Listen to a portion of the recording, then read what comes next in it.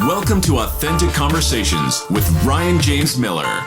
Join Ryan as he speaks with top business leaders and influencers, and hear how they've mastered the art of authenticity to achieve all that they dreamed of. As you hear from these leaders, seek not only to be inspired by their authenticity, but to strive for and master your own. Welcome, everybody, to another episode of Authentic Conversations. So I preempted this in a recent podcast episode that I have this unique opportunity today to record with a gentleman by the name of Harris III. And he is a storyteller. He is an entrepreneur. And as we just discussed offline, he is about 500 other things. I think probably also importantly to say he is a husband. He is a father. Following him on social media, you will see that he holds those things very, very dearly, which I respect and admire so much. We have some history that he impacted me many, many years ago. I want to share a little bit about as we get going. But for now, Harris, welcome to the podcast, man. Thanks so much. Yeah, it's an honor to be here. I'm excited. And your enthusiasm is contagious. So I'm fired up. Let's do it. Well, we'll see if we can maintain it. So we're going to get into talking about, I didn't introduce the fact that you are an author, and what really spawned me reaching out to you was finishing this amazing book that I want to dig into called The Wonder Switch. I happened to listen to it the first time, went back and reread it at a time that I needed it so much. But that is kind of the end cap for me on something that I wanted to talk about first, which was I shared with you offline, and I'd shared with my audience a couple of weeks ago that I had this unique experience with you, again, really kind of unbeknownst to you. So back in 2017, I was working for an organization. I did a 3-year stint there, and we were at an insurance conference, kind of boring, talking data and just all kinds of garbage. And in the middle, I think it was midday one of the days, they announced that we were going to have a magician come out. And I have always been really just enthralled with magic. I think it is amazing, especially when a magician is really, really good at their craft. And so I was excited. I'll never forget watching you float a table right in front of me. And I was just blown away, right? I know people say all the time, like, how do you do this stuff? And it's crazy. But that wasn't it for me. And this is where it really starts for me and kind of what I want to start digging into. So I was really struggling at that point in my life. I actually had no idea that my struggle was about to get far worse, but we were on the back end of a coworker committing suicide about 5 months earlier in that organization that I worked for, was going through some other challenges just in the organization and then in life in general. And you were telling this story as you were doing magic about using our imagination. And I'm going to butcher the way that you communicated it, but you basically said something to the effect of, when we grow up, we are encouraged to use our imagination. We see children that just use their imagination and allow it to run wild. And somehow when we grow up, it's almost as if we're told to stop using it, as it's some kind of like immaturity or something like that. And I cannot tell you, Harris, how much that has impacted me. Again, I cannot recite word for word what you said. I actually have it written down somewhere, but that just started for me something that was just so amazing to me. And so would you mind maybe sharing a little bit about, obviously not that event, this idea of, just kind of like squashing our imagination, which I know you incorporate so much even into the Wonder Switch, but sure. How do you see that kind of happening and playing out in the lives of people? Yeah, I think it's less that we stop using our imaginations. I used to think that was the case, that our imaginations were super active when we were children. And then as we grew up, they sort of begin to fade because of what the world does to us and the story that it so subtly tells to us. And then what I've realized is that we don't stop using our imaginations. We start misusing them. And they get sort of captivated by fear and worry. And so I now view worry as a misuse of imagination. And part of the reason that happens is we start using them in different ways because the world does tell us, hey, it's time to grow up. It's time to man up. It's time to get serious. And cynicism kicks in. We start caring about what everyone else thinks about us. And we don't understand that there is a difference between what is childish and childlike. And it's very possible to grow up, put away childish things, to grow in truth and maturity and wisdom without ever losing your childlikeness. You can maintain your childlike imagination, your sense of childlike wonder. And that's really where creativity, innovation, and I would argue all growth lives. So it's really about properly using our imaginations the way that they were intended to be used. So it's really interesting that you say kind of a misuse of imagination. So do you feel like that is something that is ingrained into us, that's taught to us? Like what begins this path of us misusing this gift really that Sure. I think, and I'm sure you'd probably agree, like God gives us this amazing gift and all of a sudden we start using it for the wrong reasons. Yeah. Well, the imagination is just a futuristic storytelling tool, right? So, we should go back and begin with this foundation that all human beings are storytelling creatures. We think in story. Narrative is the operating system of our brains. And so all day long, we are walking around telling ourselves stories to try to make sense of the world and our experiences in it, find relevancy in things, to stay safe, to figure out how relationships work. We do this so often that not only do we walk around all day long telling ourselves stories, even when we go to bed and physically sleep at night, our brain stays up all night long telling ourselves more stories. And so as storytelling creatures, our imagination is constantly fast forwarding into the future of every situation that we're in and asking a question: what happens next? So all day long, you're going, okay, what happens next in this story? What happens next in this story? A simple example would be if you're riding down the road in a car in the back seat, and maybe you have an Uber driver or a Lyft driver, and they're driving recklessly. All of a sudden, the reason your heart starts beating faster, your palms might get sweaty, is because your nervous system is freaking out. Well, that signal to your nervous system came from your brain fast forwarding and imagining what might potentially happen next in that story. And you're not consciously aware of all this, but your imagination it brought up an image, quote unquote imagination, an image of maybe rear-ending the car in front of you or ending up in a ditch or you getting harmed. And so your imagination in that case was just trying to keep you safe, because again, it's answering the question that all great stories ask: what happens next? And so what happens is somewhere through our lives and our stories, we have what I call an inciting incident that sort of turns the wonder switch off.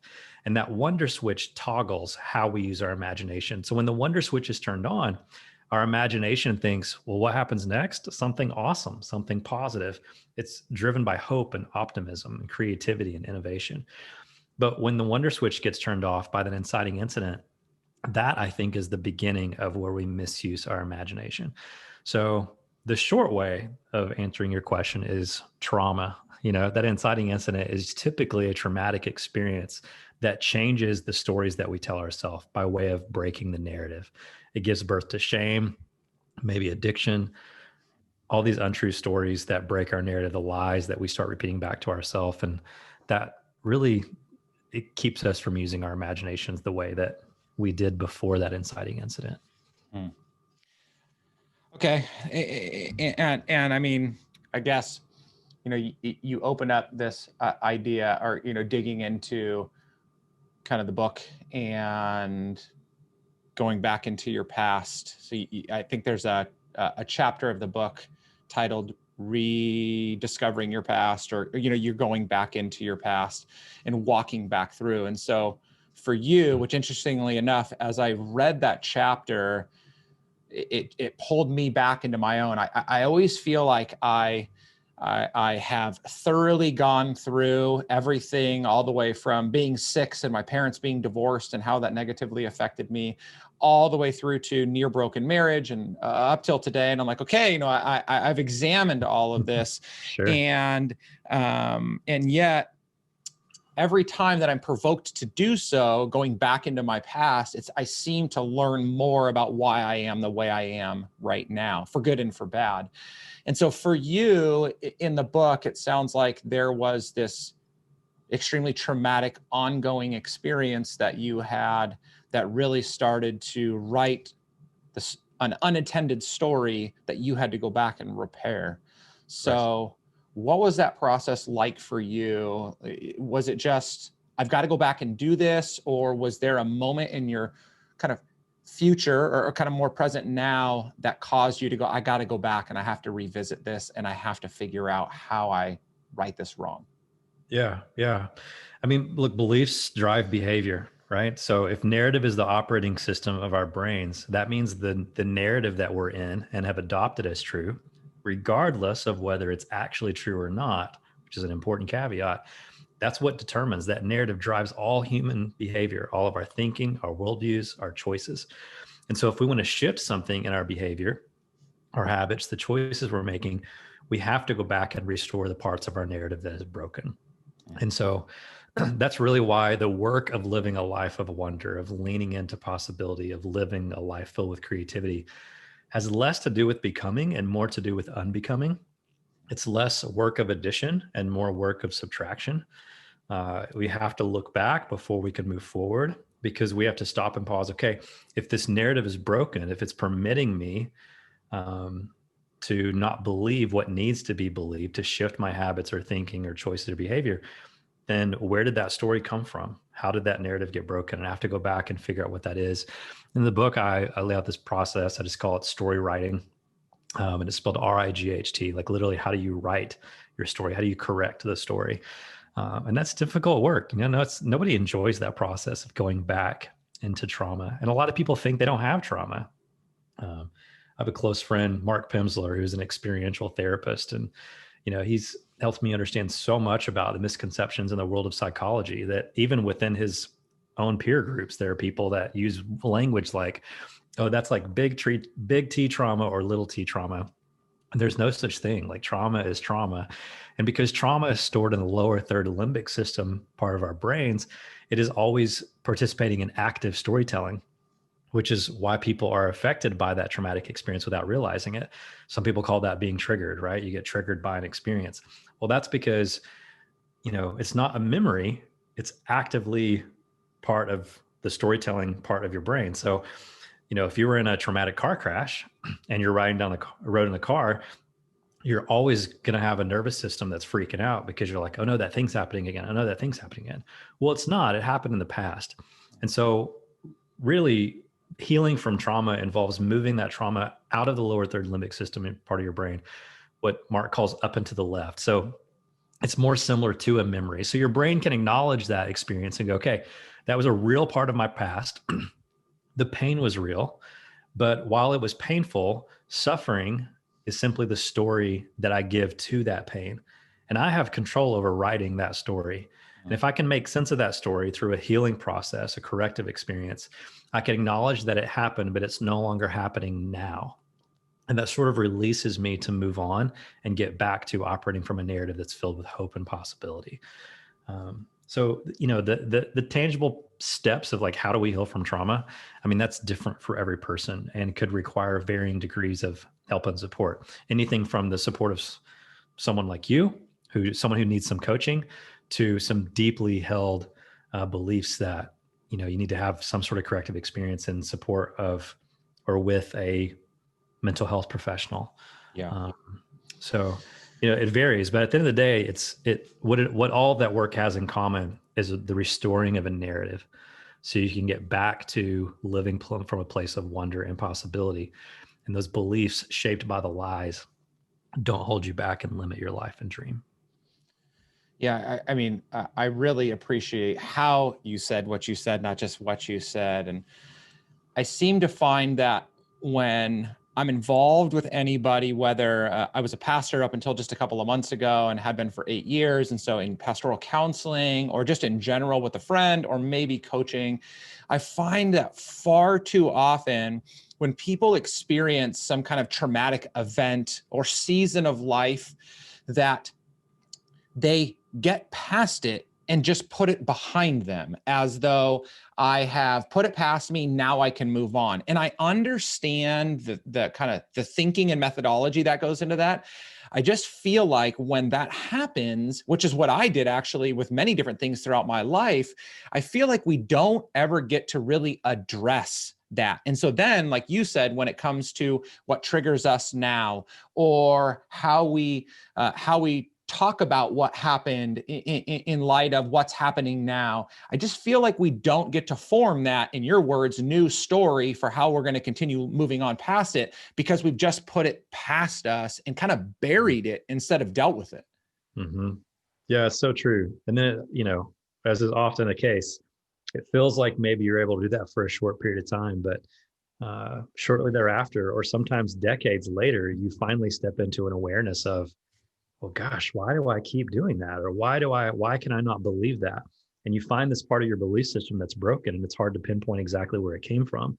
But once you start the process of peeling back the layers, you go, oh, or with the help of someone, it enables you to go, oh, I didn't realize that, that experience I had side stage with my dad when I was 11, when he said that wasn't good enough. If I were the person that booked you for this magic show, I probably would never book you again. In his mind, he was going, I got to push my son to be better. He was lazy on this particular presentation. He needs to try harder. He checked out. He didn't do enough. But what I heard was, I'm not good enough. And it planted this little seed. It was the inciting incident in the story that decades later, when I was like, why do I constantly, in every single situation, try to measure up and try to like mess around with the perceptions of other people so they can see me as enough? When you start peeling back those layers, you're like, oh my gosh, that was 2 decades ago. And my dad said that to me side stage. You don't realize the effect that these things have on you until you start digging into those stories. And that's why, I think all this work centered around narrative is so important, because it's how we're wired, because we are storytelling creatures. It's just really important to go back into those stories and truly understand how deeply they affected us and are playing a role in the stories that we're living out today. Yeah, I love that you keep using, that word story. I just feel like, professionally, most people can understand this concept of storytelling and kind of how businesses tell their story. They're talk about their product, talk about their service, where they came from, what their mission is. But few people do this work personally, right? They don't take the time to understand what their story is and then how to then communicate that so they can go out and live in the world and live in relationship and live in career and allow people to see them for who they really are and really experience the life that God has created them to live. And so what are some of the kind of simple places that people can start to begin to understand, identify, and begin to tell their own story?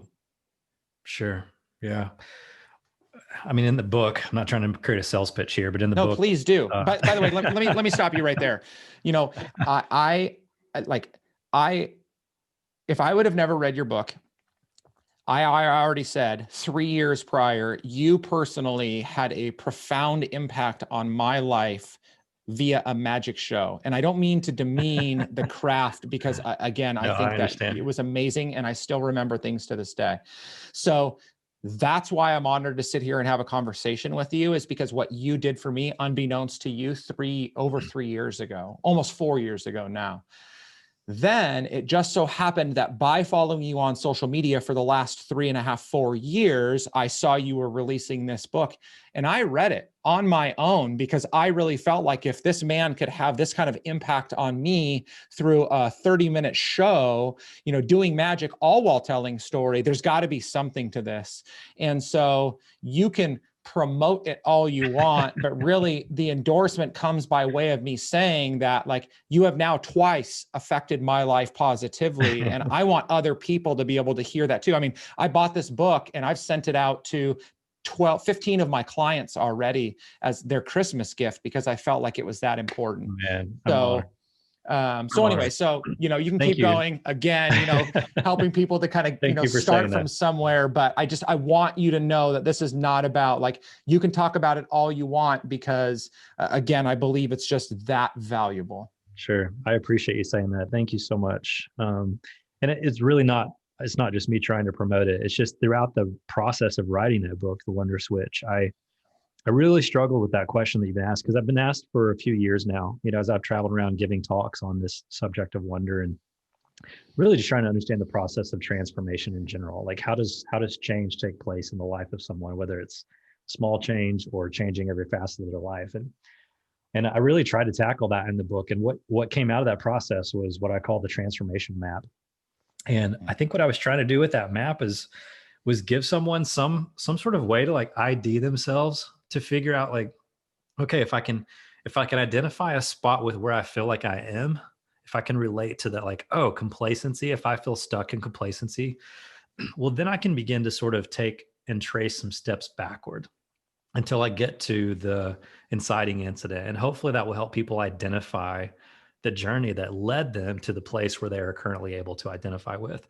And not only is that look back invaluable, but then you can come back to where you are, and it shows you the tangible steps to get out of that spot, to create a new positive inciting incident and step into some change, and how central wonder is to that process. So I would start by saying, you know, grab a copy of the book. If you don't want to go get the book, you can go to my website, harrisithird.com. There's a free training on there with me walking you through the steps of the transformation map. And I would start there, because I can't communicate enough how important it is to acknowledge where you are and to trace the steps back to figure out what has shaped you into the person that you are today. And that much of that work is less about becoming something new and unbecoming all of the things that aren't really supposed to be you to begin with. You know, I turned back to that Coelho quote recently, where he said, I don't remember the exact words, but maybe the point is not to really become anything. It's more about unbecoming everything that isn't really you to begin with. And to me, that's really the work of life. It's not just about learning, it's about unlearning. And so if you have a map like the transformation map, I think it makes that process a little bit easier, because it shows you the steps that you've gone through to learn, even if you weren't conscious of them. And so we've got to unpack that stuff. And so whether you do that with the map, the book, or a coach like you, to me, it's essential. Wonder is essential to that process, because wonder is what opens you up to the possibility of a new story. I mean, look, the world is filled with new stories. There's a gazillion people online offering people a new story, right? And brands spending multi-millions and billions of dollars on advertising campaigns offering you new story. Not all of them are true, right? But there's plenty of new stories that are being served up. The reason why we as human beings aren't always open to believing those news stories, because the ones that are true have the potential to replace the lies that we've been deceived into believing. The reason we aren't open to those truths is because on a subconscious level, our brain is going, no thanks, I've already figured out my narrative. Like, I've already figured out the way the world works and kind of know how things. And so cynicism kicks in and is like, no thanks, I already have a story. And so the reason wonder is essential to the process of change and essential to the transformation map is because, you know, what neuroscientists are discovering about awe and wonder is that it creates this openness. This opens up our heart. It opens up our minds to the possibility of what could be, and helps us understand that seeing is not always equal to believing, right? It doesn't take more than a few magic tricks to prove that your senses can always be fooled. And it doesn't take more than a good movie to help you understand how easy it is for your emotions and your feelings to be manipulated, quote unquote, manipulated or stirred, right? So if seeing isn't always believing, then how are we supposed to figure out what the truth is? And so what we've discovered is that believing actually precedes seeing. And when I say we, I just mean the world at large. Scientists have partnered with magicians to study the human brain and how it perceives reality based on what our senses take in.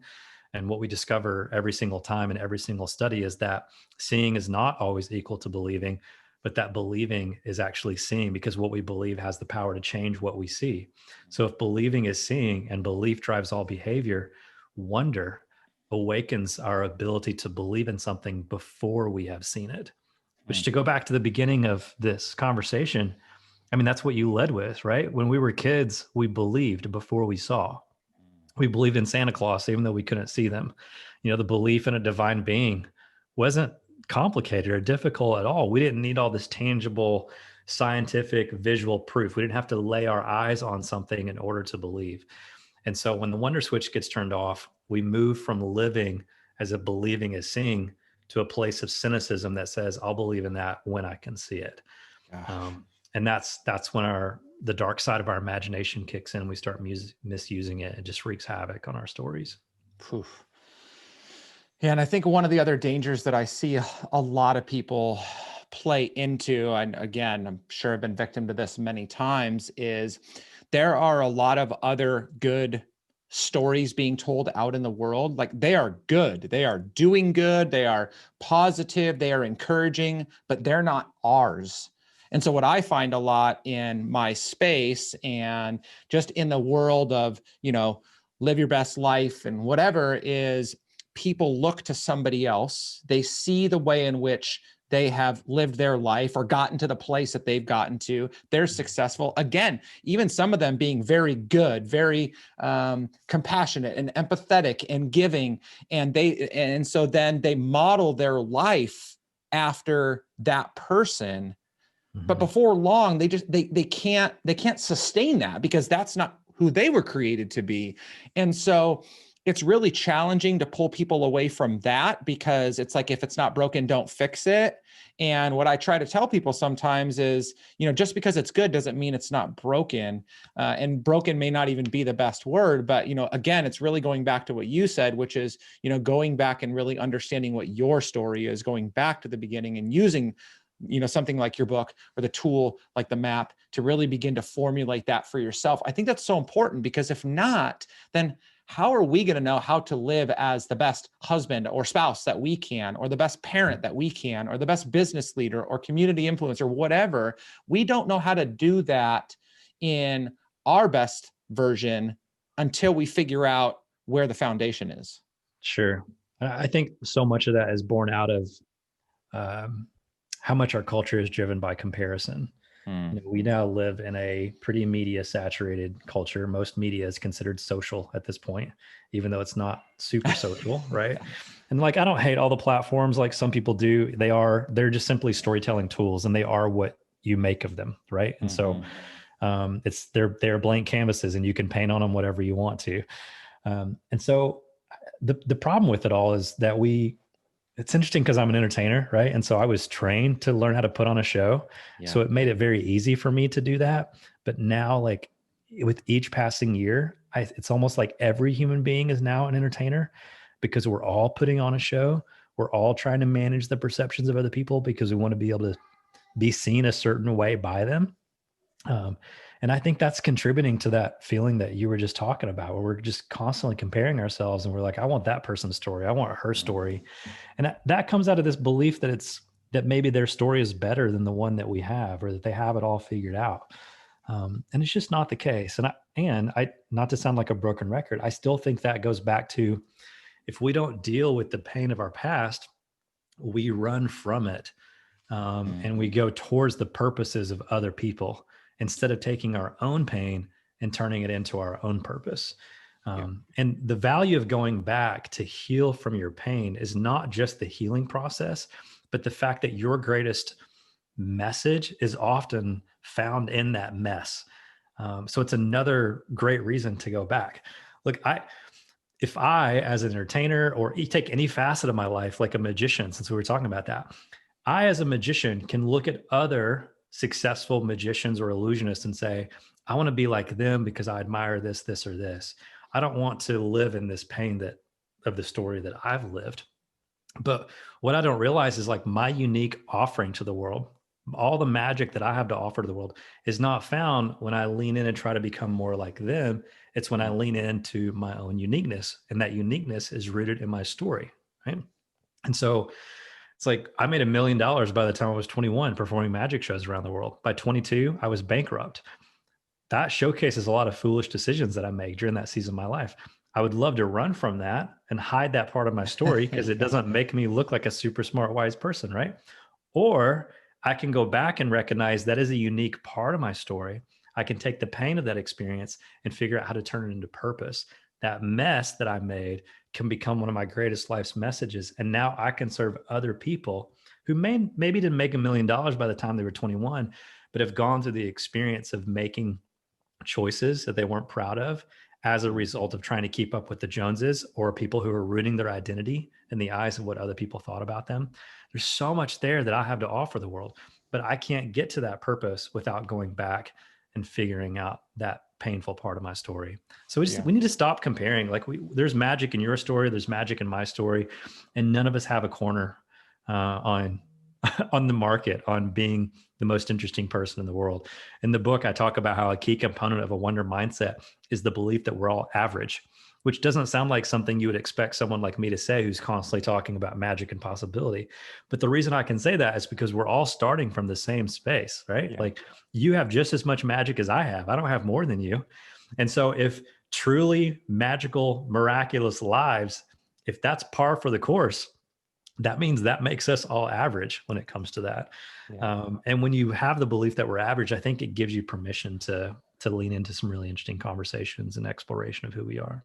Yeah. And I appreciate, somebody like yourself, just being open and honest about the struggle, about the failure, about the hurt, about the devastating moments and seasons of life, because it's really easy to celebrate the now here's where I'm at, but it's really hard to go back and unveil, especially the things that we had some part in contributing to, that challenge or that struggle or that hurt.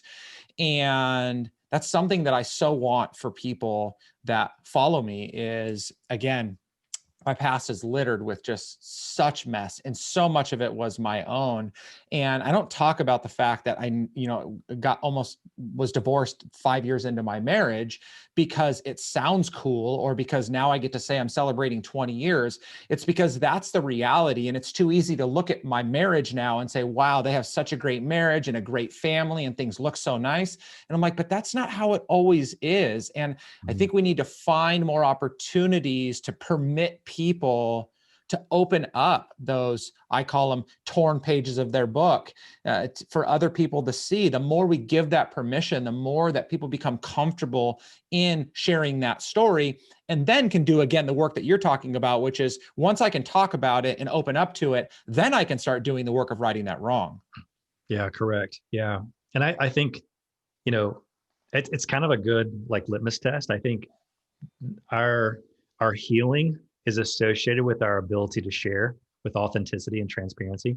I wish I could remember, there's a Brene Brown quote from Dare to Lead, where it's like the greatest victim of trauma, I think, is vulnerability. Where, and then our ability to then become vulnerable in the future and lead with vulnerability as leaders correlates with how much we have healed from that trauma.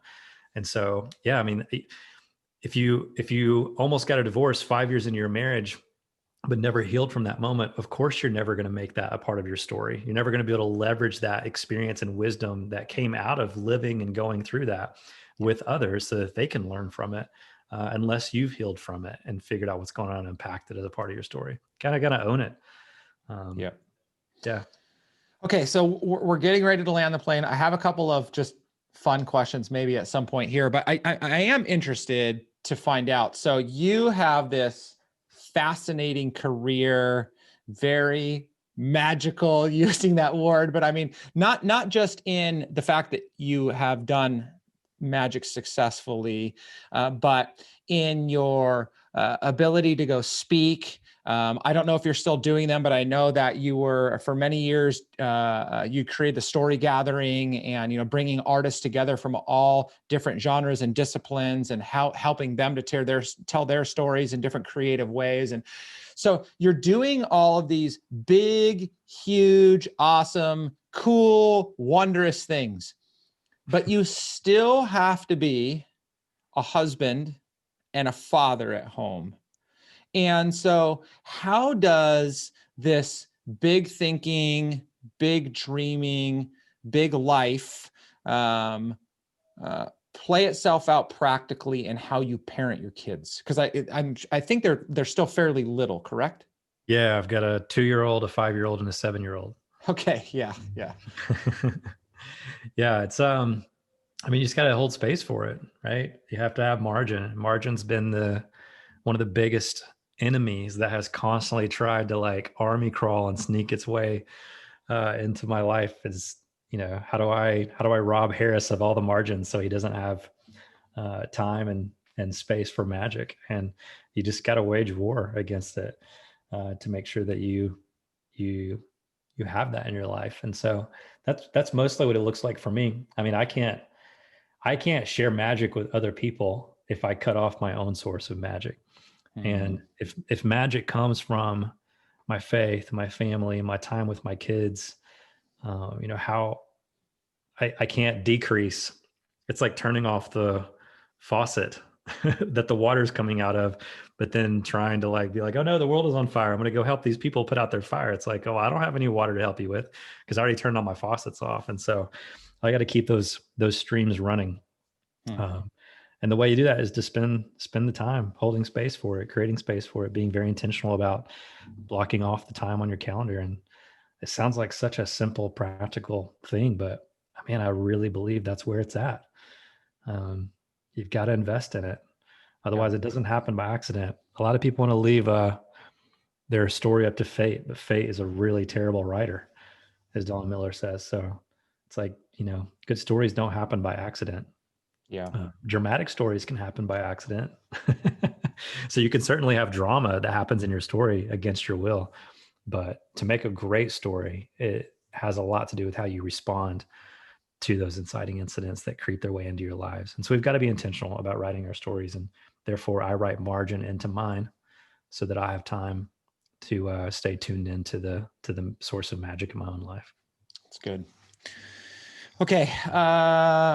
We are still, I can't believe I continue to say this, but we are still in the midst of a very challenging time in our life, in history, in this country. We are by and large locked down. You're in Tennessee. I know you guys are fairly locked down still. I feel like I'm imprisoned in California. So I don't want to go to that degree, but we are extremely locked down. So yeah, how have you seen that affect your ability to tell story? I know that it can be done by any medium possible. Again, like I read the book, it impacted me. We can talk over video, but do you feel like you've lost this sense of true connection by not being able to be in person, whether it's in your hometown or traveling around the world? Yeah. I mean, if I'm honest, I do feel that way. There's an intimacy with transformation that I like to experience. And by that, I mean, I like to be up close. I like to have a front row seat to change, to those aha moments and epiphanies. And so you can certainly tell stories through other mediums and you can watch people's facial expressions, but there's something transcendent about having a shared experience in the same room with other people. And I don't think that we will ever create anything that replaces that. So I look forward to the days that comes back. In the meantime, it doesn't mean that we stop and wait for it, right? We keep creating, we keep doing, and we keep sparking change. So change can still happen. I just don't get to experience it firsthand like I often like to. Yeah. I think we're in a big, huge liminal space right now. I've been talking a lot about liminal space the last couple of years, and it's a concept that a lot of people aren't familiar with. It's that space between the no longer and the not yet. And a lot of people can relate to a liminal space during a time that they feel called out of something old because they're trying to step into something new, and they know what it feels like to step out of the old thing and for it to sort of linger and try to step into a new thing, but the new thing hasn't been fully realized yet. Something we're less familiar with is when we get kicked out of a story that we were perfectly content being in, like a pandemic does to us against our will. And those liminal spaces, the spaces between the old story and the new story, can be really uncomfortable. And so, I think that's where I am. I'm trapped in the in-between, between the no longer and the not yet. But that's where so much of our growth, our formation, I used to think our becoming happens. And now I think those are seasons of unbecoming, like I mentioned earlier, as much as they are becoming. But I think there's. And do you say that, say that word again? Which word? Liminal space? Yeah. Yeah, liminal space. It's just the space between no longer and not yet. It's the messy middle of the creative process. I have a friend that calls it hell in the hallway. Sometimes it feels like a door gets closed, but the another one hasn't opened yet, and you sort of still stuck in the hallway going, what's next? That's It's a interesting. space that defines where so many of us are right now. Yeah. And the reason, Oh, go ahead. I would say the reason liminal space is so uncomfortable, cultural anthropologists would say that it's the space where there is no story.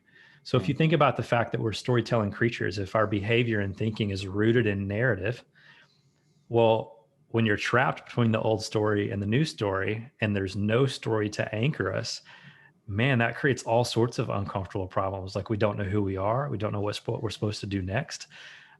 It's just this mysterious, dark void of existence. And so liminal spaces are magical, not because they're filled with joy and celebration and comfort, but it's where that unbecoming happens most easily. It's the painful steps of growth that sometimes aren't possible in any other space because our grip has been loosened from the script that we were holding on to so tightly. So I think that's the space that we're in. It's certainly where I feel like I've been over the last 9 months or so. And so, Dude, you just blew my mind.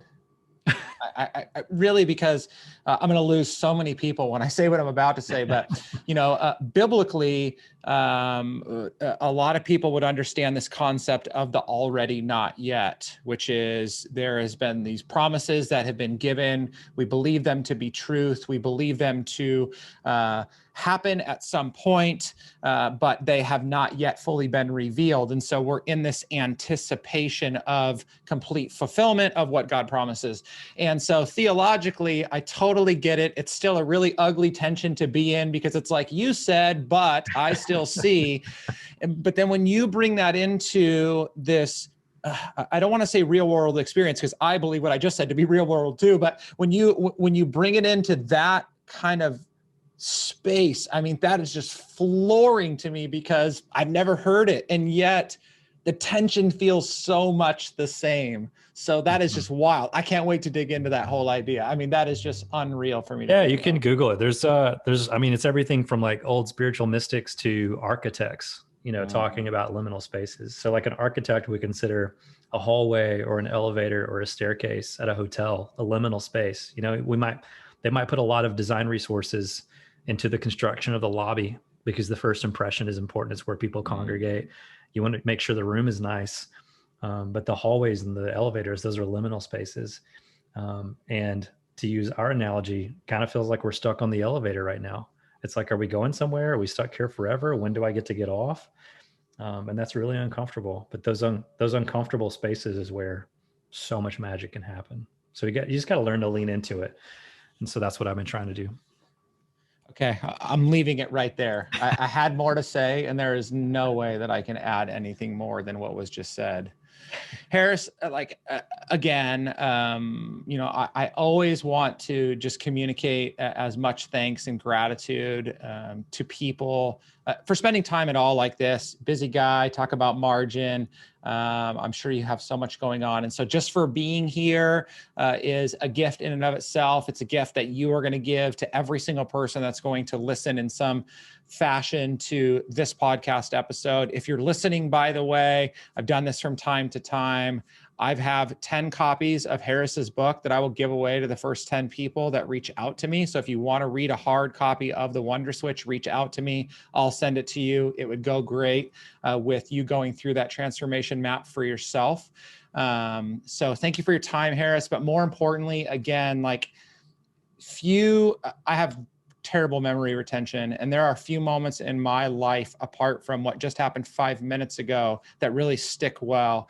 And that moment in Scottsdale in 2017, just some simple words have stuck with me forever and have had a profound impact on the way that I think about my business, my life, my own journey in Christianity, and then reading the book reinvigorated so much of that for me at the end of this year. It literally flipped the wonder switch back on in my life.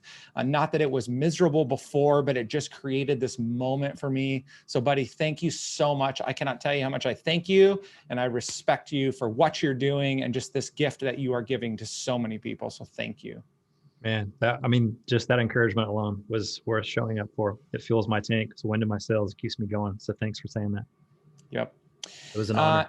And what are the best ways for people to get in touch with you? If they want to follow you, connect with you, I'll drop them in the show notes too, but just anything that you want to share. Yeah, you can follow me on socials. It's just at Harris the Third. So Harris, I, like the Roman numeral 3. I'm everywhere, but most active on Instagram and respond to most DMs on there. Website, harristhethird.com. Again, there's a free 60-minute training. You can also go to the wonderswitch.com. And on the book page, there's a free assessment. So, one of the things we were talking about earlier is the source of those lies, the source of those belief systems. And I recently just wrapped up creating a new assessment that helps you identify the number one lie that's getting in the way of your creativity and crushing your wonder and leading you to misuse your imagination. So it only takes about 2 minutes, but it's a cool little assessment. And that's been a really cool resource for people. So you can find that at thewonderswitch.com. Awesome. Okay. And we'll make sure to drop those in the show notes too. All right, guys. So that wraps up another episode of the podcast. I mean, again, I really hope that you got value from this. There is so much to take from a conversation like this. Follow Harris, feedback from me. If there's anything that you want to share with me, I'm happy to receive it. And as I try to say as often as I can possibly remember to remind you of, if you want the most out of the life that you are living, be more of yourself. Thanks so much, guys. Take care. Talk to you soon. Thank you for listening to Authentic Conversations with Ryan James Miller. If you found value in today's episode, please subscribe on your favorite podcasting platform and share it with others. To connect with Ryan and learn more, visit ryanjamesmiller.com.